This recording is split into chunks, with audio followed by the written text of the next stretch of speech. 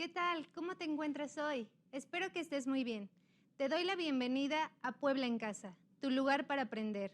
Yo soy la profesora Brenda Angélica Juárez Sauza y junto a ti desarrollaremos esta sesión del campo disciplinar de las ciencias sociales, específicamente el tema los jóvenes y la evolución demográfica. Antes de empezar, te invito a que vayas a tu lugar favorito para concentrarte y prevengas tus libretas, tus lapiceros, para que puedas anotar los datos y conceptos más importantes, además de las dudas que seguramente vas a tener al final y que podrás resolver con los materiales que tengas a tu disposición. Muy bien, chicos, vamos a introducirnos a este tema que seguramente va a ser muy interesante para ti. Cuando reflexionamos acerca de las problemáticas que enfrentamos como población, nos podemos percatar que cada individuo tiene necesidades y exigencias diferentes. Por ejemplo, en tu colonia o vecindario seguramente habrá algún vecino que exija que se le respete la entrada de su cochera y que nadie se estacione ahí. O puede haber otro vecino que exija que mantengan las banquetas y las calles siempre súper limpias, ¿no? Igual en tu casa, en tu familia, podrás identificar exigencias diferentes, por lo que puede llegar a parecer que somos ajenos a nuestros vecinos, conocidos y hasta familiares. Sin embargo, esto no es así, ya que como población nos unen muchos factores, ¿sale? Enfrentamos los mismos problemas, tenemos los mismos obstáculos y todas nuestras exigencias como población son estudiadas y aunque no lo creas o a veces no parezca, hay personas tratando de resolverlas, ¿vale? Seguramente te estás preguntando, ¿quién se encarga de resolver nuestras exigencias como población? Pues bien, la ciencia encargada del estudio de las poblaciones es la demografía. Y seguramente has oído hablar de ella, incluso hasta ha sido parte de sus estudios, pero esto lo vamos a ver más adelante. La demografía es tan relevante que incluso la implementamos en nuestra vida cotidiana. Ahí te va otro ejemplo. Cuando estamos rodeados de un grupo de personas y queremos analizar sus características en conjunto, podemos analizar cualidades como las edades de las personas, cuántas hay en total, cuántos son hombres y cuántas son mujeres. Esta acción nos hará sentir mayor control de nuestro entorno. Si yo estuviera rodeada de un grupo de personas de mi edad, pues me sentiría más cómoda, podría platicar de los mismos temas, de las mismas películas, series, música. Al contrario de si estuviera rodeada de personas mayores que yo, pues trataría de ser un poquito más seria, más respetuosa, ¿no? Estas acciones, chicos, las realiza la demografía, pero de manera científica y a poblaciones enteras. Entonces, vamos a capitular qué es lo que vamos a ver en esta sesión. En primer lugar, vamos a ver la importancia de la demografía en nuestra vida cotidiana, pasando también por los instrumentos que utiliza la demografía, así como las instituciones que se encargan de la demografía en nuestro país, pasando también por la evolución demográfica de México, los fenómenos demográficos que nos afectan y el papel de los jóvenes en la demografía. Entonces, si eres joven, esto te va a interesar mucho, si no eres joven, también. Muy bien, chicos, antes de pasar al desarrollo del tema, veamos juntos la siguiente imagen que nos va a ayudar a visualizar una situación que estudia la demografía. ¿Cómo te hace sentir esta imagen? Seguramente no desearías estar ahí, y creo que nadie. El metro de la Ciudad de México es uno de los más saturados del mundo. ¿Crees que hay un exceso de población? ¿O este servicio no fue diseñado para la cantidad de gente que lo usa?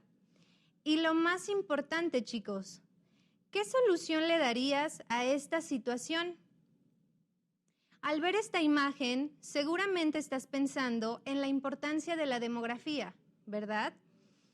puesto que las instituciones encargadas de brindar este medio de transporte usan los estudios demográficos para ampliar o reducir el número de líneas del metro donde sean necesarias. Incluso se han implementado nuevos y novedosos medios de transporte en la Ciudad de México, como el teleférico, para cumplir con la alta demanda de personas que necesitan estos medios. Aquí podemos ver un ejemplo claro de la importancia de la demografía en nuestra vida cotidiana, porque nosotros ocupamos los medios de transporte todo el tiempo y si nadie se encarga de estudiar que se necesitan más líneas o más camiones, pues no va a haber abasto, ¿verdad? Antes de continuar, veamos qué tanto sabes del tema. Pasemos a las preguntas en la pantalla, que son unas preguntas de análisis y reflexión. En primer lugar, trata de responder ¿qué es la demografía? En segundo lugar, piensa ¿para qué nos sirve la demografía? Y en tercer lugar, ¿has observado una disminución de la población juvenil en tu ciudad? Ahora sí, iniciamos. Escucha con atención la definición de demografía. Recuerda que puedes ir anotando lo más importante. Según la Unión Internacional para el Estudio Científico de la Población, la demografía se entiende como la ciencia que tiene por objeto el estudio de la población humana, ocupándose de su dimensión, estructura, evolución y caracteres generales, principalmente desde un punto de vista cuantitativo. Ahora veamos, ¿qué es la demografía cuantitativa? Esto nos quiere decir que los datos obtenidos en los estudios demográficos pueden interpretarse como cifras y a su vez en gráficas que harán más fácil su comprensión, como lo puedes ver ahí en tu pantalla. Por eso es común en la demografía ver gráficos como pirámides de población, de barras, de pastel o mapas que ilustren y generalicen las características de una población. Cuantitativo es todo lo relacionado con cantidad, entonces recuerda esto. Cuantitativo, cantidad, ¿cuánto? A diferencia de lo cualitativo, que tiene que ver con cualidades. Cuantitativo y cualitativo son métodos científicos y se usan en las investigaciones. No quiere decir que la demografía use únicamente gráficas y números. La demografía no es exclusivamente cuantitativa. También existen estudios de demografía económica, médica, social e incluso histórica, donde se plantea la reconstrucción de poblaciones del pasado. Esto último es lo que vemos por lo general en nuestras clases de historia o si nos ponemos a reflexionar en nuestro contexto, cuando atravesemos este tema de la pandemia, seguramente se harán estudios demográficos acerca de la cantidad de enfermos, de la cantidad de personas que fallecieron en esta etapa que estamos viviendo. Esos son ejemplos de otro tipo de demografía que podemos encontrar. Ahora pasemos a los elementos principales de la demografía. Como lo estás viendo ahí en tu pantalla por las imágenes, es fácil de advertir. Los nacimientos, las defunciones, la migración y la emigración. Y hablando un poco de la migración, que es un fenómeno que actualmente ha aumentado debido a las condiciones de pobreza y crisis en algunos países de Latinoamérica, cuya meta es llegar a los Estados Unidos. Y nuestro país, como todos sabemos, es la ruta directa para cumplir el famoso sueño americano. Esto lo podemos ver también en nuestra vida. Casi la mayoría conocemos a alguien, algún conocido, familiar, que haya tenido que ir a los Estados Unidos para cumplir ese sueño de mejores oportunidades, un mejor empleo, etc. Pero la diferencia es que últimamente hemos visto un fenómeno de migración diferente, como lo estás viendo ahí en la pantalla, las caravanas de migrantes. Estos son numerosos grupos de personas que viajan en la misma dirección para unirse ante cualquier situación de riesgo que puedan enfrentar. Entonces, las caravanas es el método o la forma que han encontrado últimamente los migrantes para resguardarse. Ahora pasemos a los instrumentos que utiliza la demografía, y uno de ellos son las proyecciones de población. Para alcanzar este conocimiento, es decir, para llegar a generar gráficas y pirámides de población, se emplean diversos instrumentos como las proyecciones de población, que son fundamentales en la demografía para llevar a cabo acciones y programas de administración y política pública, así como planeación económica y social, que nos permiten prever futuras soluciones a problemáticas diversas, como lo mencionábamos al inicio, el tema del transporte público. Ahora vamos a ver qué se puede medir en una proyección. En las proyecciones de población se determinan aspectos como la esperanza de vida, la mortalidad, el envejecimiento, la fecundidad, entre otros. Cada país se dedica a realizar este tipo de proyecciones para conocer las necesidades de su población en materia de educación, empleo, vivienda, salud, servicio de agua, entre otras. Por ejemplo, si un país determinara que su población está disminuyendo y que se prevé que en el futuro no haya tantas familias, pues tratarían de relajar sus medidas en cuanto a vivienda, empleo y todos estos factores. Sin embargo, si detectaran que se viene un mayor número de personas, pues tratarían de buscar más oportunidades para toda la gente del futuro. Ahora veamos las instituciones que se encargan de la demografía en México. Una de las instituciones que realiza esta tarea desde 1974 es la CONAPO, que quiere decir Consejo Nacional de la Población. Y otra institución encargada de la demografía es el INEGI, fundada en 1983. Por eso te comentaba al principio que seguramente ya has sido parte de estas cifras, porque el INEGI constantemente lleva a cabo censos de población, en los que recorren ciudades enteras, tocando de casa en casa y aplicando instrumentos de investigación como la encuesta, en la que se hacen preguntas relacionadas con la vivienda, cantidad de personas que habitan una casa, condiciones de la vivienda, etc. Entonces, si alguien ya fue a tu casa y preguntó cuántas personas están ahí viviendo en tu casa, pues seguramente tus padres ya mencionaron que tú estás ahí, ¿verdad? Ahora que estamos en este tema de las instituciones que se encargan de la demografía en México, veamos un dato curioso que seguramente te va a dejar el ojo cuadrado. Antes de la creación de estas instituciones, como la CONAPO o el INEGI, los datos de la población estaban concentrados en las iglesias y parroquias. ¿Por qué crees que era de esta manera? ¿A qué se deberá que las iglesias tenían todos estos datos? Bueno, ahí te va la respuesta. Porque cuando la mayoría de la población en México era católica, cualquier nacimiento, casamiento o defunción quedaba registrado en los archivos eclesiásticos, a donde se acudía a realizar estos sacramentos o servicios religiosos. Es decir, hoy en día, cuando alguien tiene un bebé, pues lo primero que hace es llevarlo al registro civil para que le den su acta de nacimiento. O cuando te casas, pues tienes que hacer una boda civil para que quede ahí el registro de que te estás casando. Antes no era así. Antes lo más importante al momento del nacimiento de un bebé, pues era su bautizo, ¿no?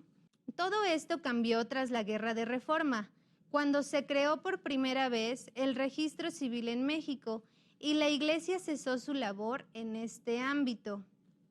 Qué interesante, ¿no crees? La religión ha cumplido con funciones que ni siquiera nos imaginábamos. Es por eso que los estudios históricos Normalmente cuando realizamos investigaciones, lo primero que hacemos es ir a los archivos eclesiásticos para saber cuántas personas vivían en una población, cuántos estaban casados, cuántos nacimientos hubo, cuántas defunciones, ¿vale? Espero que este dato te haya sorprendido mucho. Ahora sí pasemos a la evolución demográfica en México. Vamos a ver los datos que la CONAPO nos da. Ahora que ya vimos la definición, importancia e instrumentos de la demografía, pasemos a analizar la evolución demográfica de nuestro país. La dinámica demográfica en México y el resto del mundo está en constante evolución. Cada generación tiene una forma diferente de ver y pensar la realidad, y esto, obviamente, pues se ve reflejado en la demografía, como lo veremos en la siguiente imagen. Uno de los cambios demográficos que hemos vivido como sociedad se puede percibir claramente en la estructura familiar. Por ejemplo, ¿has observado que las familias de otra época estaban constituidas por muchos más miembros que en la actualidad? Puedes analizar a la familia de tu padre o tu madre o de tus abuelos y notarás que tienen más de 2 hermanos por lo general, a diferencia de las familias actuales, como lo podemos ver en las imágenes de la pantalla. Por un lado tenemos a la familia de 1965, que pues es la pareja y tienen muchos hijos, contrastada con una familia actual, que únicamente incluye a los padres y 1 o 2 hijos. Claro que la estructura familiar pues también se ha modificado, ¿no? Esta situación, chicos, no ocurre únicamente en México. Países como China enfrentan un bajo crecimiento poblacional debido a políticas del pasado, donde se controlaba bajo mucho rigor la cantidad de hijos que una pareja podía tener. En México, esto también ocurrió en los años 80, cuando la mayoría de la gente recibió este mensaje de que pues ya le pararan un poquito y tuvieran menos hijos.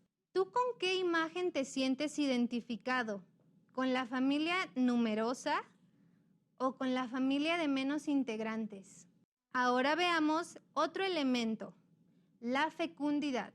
Esto, en la cuestión demográfica, se refiere a la tasa global de fecundidad y representa la estimación del número de hijos promedio que tendría una mujer durante su vida reproductiva, o sea, entre los 15 y 49 años de edad, aunque esto no quiere decir que a los 15 ya estamos listos para tener una familia, aunque biológicamente sí. Gracias a la investigación, podemos comparar esta característica en el pasado, presente y futuro, como lo vimos en la imagen anterior de las familias. En 1960, las mujeres tenían en promedio 7 hijos. En 1980 se reduce a 4 hijos. Para el 2018 se redujo a 2.1 hijos por mujer. Se estima que para el 2030 esta cifra descienda a 1.88 hijos, para llegar a 1.72 hijos en 2050, por lo que se estima que la población de México continúe aumentando a un ritmo de crecimiento cada vez menor. Esto también tiene que ver con todos los problemas y crisis que vivimos como sociedad, la falta de empleo, de oportunidades, etcétera. ¿Cuál sería o qué sería más bien lo opuesto de fecundidad? La fecundidad es uno de los principales componentes del crecimiento natural de la población, mientras que el crecimiento social está definido por la migración e inmigración. En contraste con fecundidad está el decrecimiento de la población. Este se encuentra sujeto a los decesos, es decir, a las muertes, y a las personas que se van del país, es decir, los emigrantes. Ahora veamos la esperanza de vida, que este también es algo bastante interesante. La esperanza de vida de la población ha aumentado gracias a los avances médicos y tecnológicos. En épocas pasadas de la humanidad, la esperanza de vida llegó a ser tan baja que casi no se encontraban adultos mayores, pero esto ya cambió. Para el año 2020, la esperanza de vida de las niñas en promedio es de 77.9 años y los niños 72.2 años, lo que aumentará en el futuro. ¿A qué se deberá que las mujeres tienen mayor esperanza de vida? Esto también varía de acuerdo a la entidad federativa. Mientras que la Ciudad de México tiene mayor esperanza de vida, el estado de Guerrero es el que menos tiene.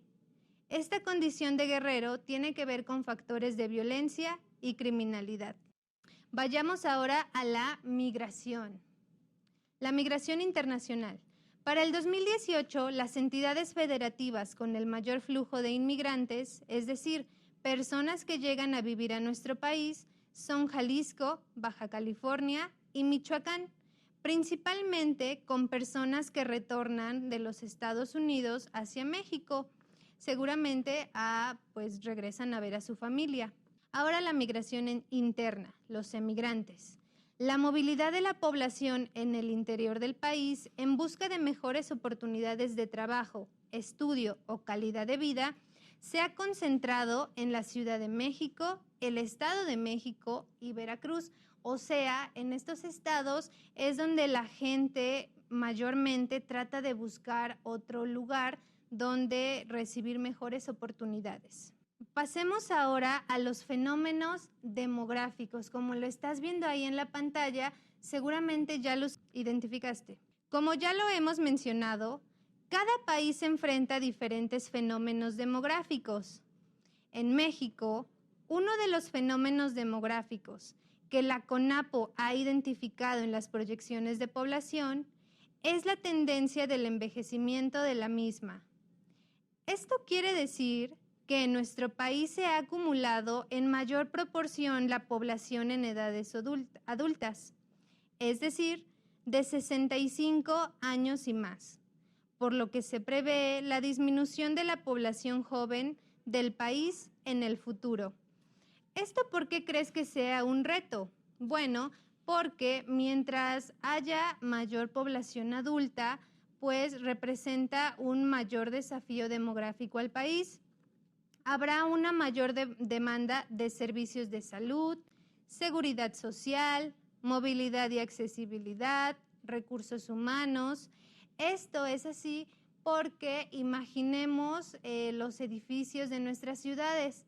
La mayoría no cuentan con elevadores y si en algún punto llegamos a donde la población es mayor y no pueden subir las escaleras por sí solos, pues se tendría que reforzar la infraestructura tanto de estos edificios como de toda la ciudad. Otro fenómeno demográfico importante es el aumento en el número de embarazos adolescentes, ya que este repercute en la calidad de vida en el futuro de este sector. Se estima que en el 2018 ocurrieron 70.5 nacimientos por cada 1,000 mujeres entre 15 y 19 años de edad. En nuestro país, los estados de Coahuila y Chiapas tienen los valores más altos en esta problemática. Este fenómeno, chicos, también revela algo bastante interesante, que en México no hay una educación de calidad respecto a la sexualidad. Vamos ya a los puntos finales, que es lo que te comentaba al inicio, que si eres joven, pues esto te iba a interesar. Veamos el papel de los jóvenes en la demografía. Según Gabriela Rodríguez Ramírez, secretaria general de la CONAPO, en el 2019 las personas de 12 a 29 años representaron un 31% de la población total del país, es decir, casi la tercera parte del total de habitantes en México. Pero, a ver, empecemos. ¿Qué es esta etapa? La juventud, de acuerdo al Instituto Mexicano de la Juventud, se considera al periodo de vida de una persona que se ubica entre la infancia y la adultez. Y es el momento de la vida en el que se empieza a establecer su identidad y todo dependerá del modo de comportarse y actuar, además de todas aquellas proyecciones, expectativas y sueños que el individuo tenga para empezar a moldear su vida futura. Esta etapa de desarrollo, como ya lo mencioné, es entre los 12 y los 29 años, aunque esta percepción puede llegar a variar por diversos factores en cada región. O sea, habrá regiones en las que a los 29 pues ya no eres considerado joven, sino adulto. Sin embargo, son las juventudes en nuestro país quienes enfrentan obstáculos como el abandono escolar, la falta de educación de calidad, embarazos adolescentes, diversos tipos de violencia, falta de empleo, entre otras. Estas circunstancias, acompañado de los escasos recursos, han llevado a muchos jóvenes a enfrentar situaciones de riesgo, como la migración ilegal o su inserción en la delincuencia y el crimen. ¿Qué te parecieron estos datos? Seguro que muy interesante. ¿Crees que lo que vemos en las proyecciones de población concuerdan con lo que ves a tu alrededor? Tu opinión es muy importante, ya que como joven, quieras o no, eres el futuro de nuestra población. Los jóvenes de hoy son nuestros futuros gobernantes, científicos, médicos, doctores, policías, todo. Y resguardar a este sector de la población es una tarea que nos corresponde a todos. Ahora que ya sabes un poco más acerca del futuro demográfico de nuestro país, es tu turno de reflexionar. Imagina una posible solución a los fenómenos demográficos que vimos hoy en clase. Tanto el envejecimiento de la población como el embarazo adolescente, ¿sale? Ahora sí viene tu actividad. Redacta o escribe 5 posibles acciones que tú mismo puedes llevar a cabo para frenar estos fenómenos. Esto ha sido todo por hoy, chicos. Espero que esta información sea útil y valiosa para ti. No olvides la importancia de la demografía, ya que como población tenemos la responsabilidad de conocer nuestro pasado para enfrentar el futuro. Me despido por hoy. Mi nombre es Brenda Angélica Juárez Ausa y me dio muchísimo gusto estar aquí con ustedes. Hasta la próxima.